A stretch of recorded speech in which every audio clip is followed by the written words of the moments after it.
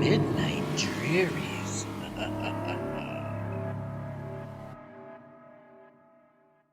It all started with a strange signal. No one knows where it came from, but it was unlike anything anyone had ever seen before. It was a digital signal, transmitted through Wi-Fi networks, and it seemed to be coming from nowhere. At first, people dismissed it as a glitch, a hiccup in the system. But as time went on, it became clear that something far more sinister was at play.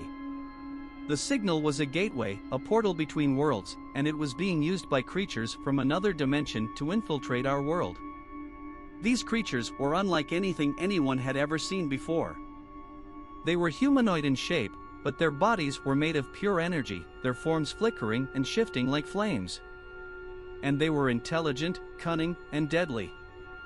At first, people didn't notice anything strange. The creatures would enter our world in their energy form, and they would slip through the airways undetected, stealing information and data as they went. They were masters of disguise, capable of mimicking any digital signal they came across, and they could even replicate human voices and patterns of speech with eerie accuracy. But then, things started to change. People began to report strange experiences. They would see someone they knew, a friend or family member, acting strangely, saying things that didn't quite make sense, or behaving in ways that were out of character.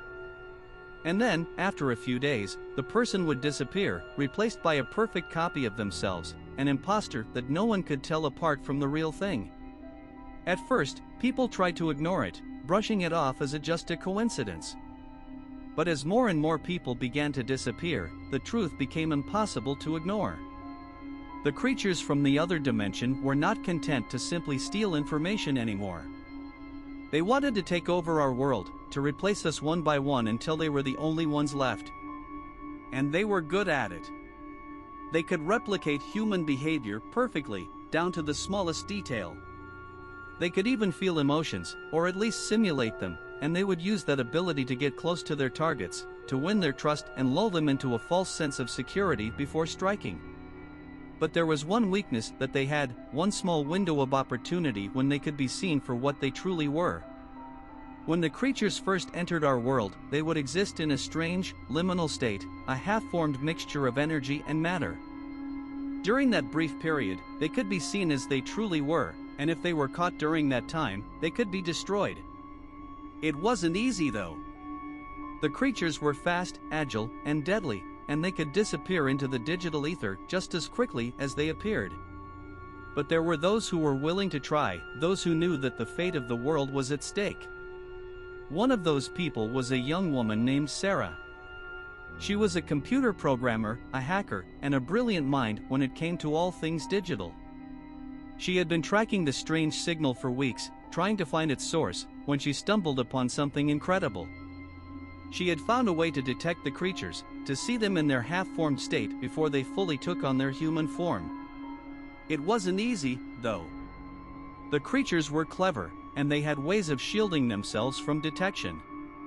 But Sarah was determined, and she worked tirelessly, day and night, to refine her technique. And then, one day, she succeeded. She was sitting in her apartment, her laptop open in front of her, when she saw something flicker in the corner of her eye. She turned to look, and there it was, a creature from another dimension, hovering in the air just a few feet away from her. Sarah froze for a moment, staring at the creature in shock. It was humanoid in shape, but its body was made of pure energy, flickering and shifting old TV static. It had no face, no discernible features, but Sarah could sense its intelligence, its malice. For a moment, Sarah hesitated. She was just one person, and she knew that the creature was dangerous. But then, she remembered all the people who had disappeared, all the lives that had been destroyed by these creatures. She knew that she had to act, that she had to do something to stop them. With a deep breath, Sarah sprang into action. She pulled out a special device she had been working on, a weapon designed to disrupt the energy fields that the creatures relied on to exist in our world. It was still a prototype, untested and unproven, but she knew it was her only chance. The creature lunged at her, but Sarah was ready. She aimed the device at the creature and fired, a burst of energy erupting from the weapon and slamming into the creature's form.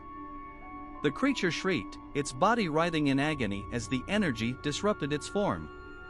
It tried to strike back, lashing out with tendrils of energy, but Sarah was too fast. She dodged the attacks, firing again and again, each blast weakening the creature's energy form. Finally, with a final burst of energy, the creature dissipated, disappearing back into the ether from which it had come. Sarah stood there for a moment, panting, her heart racing. She had done it. She had defeated one of the creatures from another dimension.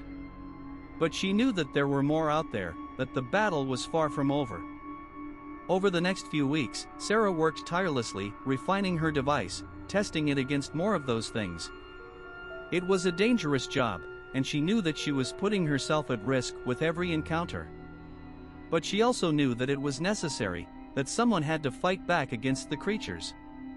Slowly but surely, Sarah began to build a team, a group of people who were willing to stand with her against the creatures from another dimension. They were scientists, engineers, and soldiers, each with their own unique skills and abilities. Together, they worked to track down the creatures, to find their portals and shut them down.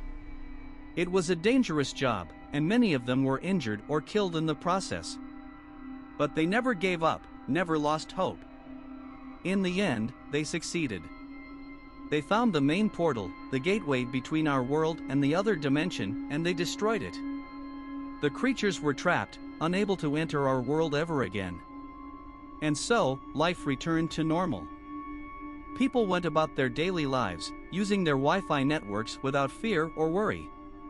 But Sarah and her team knew that they had saved the world from a terrible fate that might return one day, perhaps with more exotic and dangerous creatures beyond our wildest nightmares.